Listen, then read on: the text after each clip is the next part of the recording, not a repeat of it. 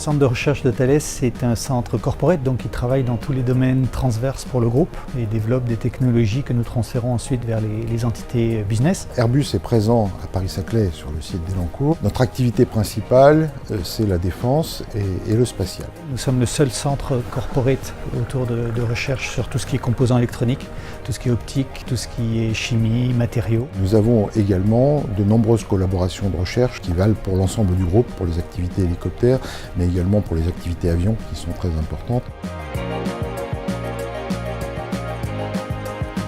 Le centre de recherche a été créé quasiment en même temps que l'Université Paris-Sud, donc ça remonte avant ma naissance. Le territoire de l'Île-de-France est un des berceaux de l'histoire aéronautique française. Aérospatial était très présent dans le domaine de la recherche, avec son centre de recherche en Île-de-France, et a toujours travaillé avec Paris-Saclay, avant même que Paris-Saclay prenne cette appellation.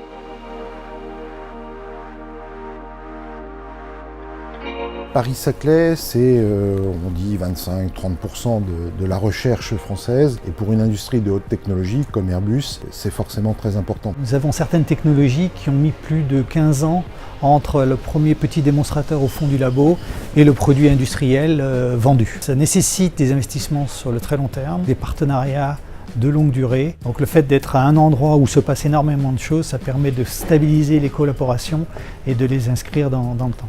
Avec le développement des startups qui est très fort en France, nous avons un des premiers territoires français d'éclosion de ces startups. Et donc pour bénéficier de cette nouvelle forme d'innovation, il faut être présent sur ce territoire et travailler avec ce nouvel écosystème.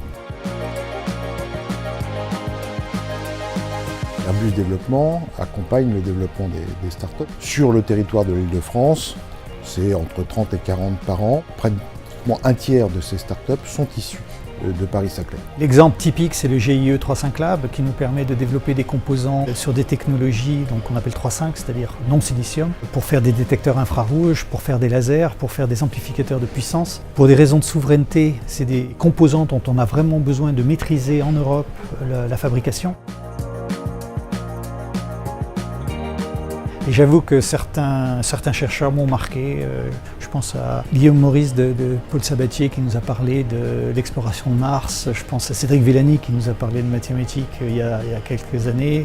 On a quelques rencontres avec des chercheurs comme ça vraiment très marquantes. Je vais vous citer Cossim, qui a innové en réconciliant la simulation numérique avec les essais mécaniques des structures. Ça apporte une brique qui nous manquait et cette start-up est devenue un fournisseur d'Airbus, est devenu un fournisseur d'Ariane Group avec cette innovation dans le domaine du numérique. L'accélérateur de l'innovation pour l'industrie. Voilà, il y a 3 mots.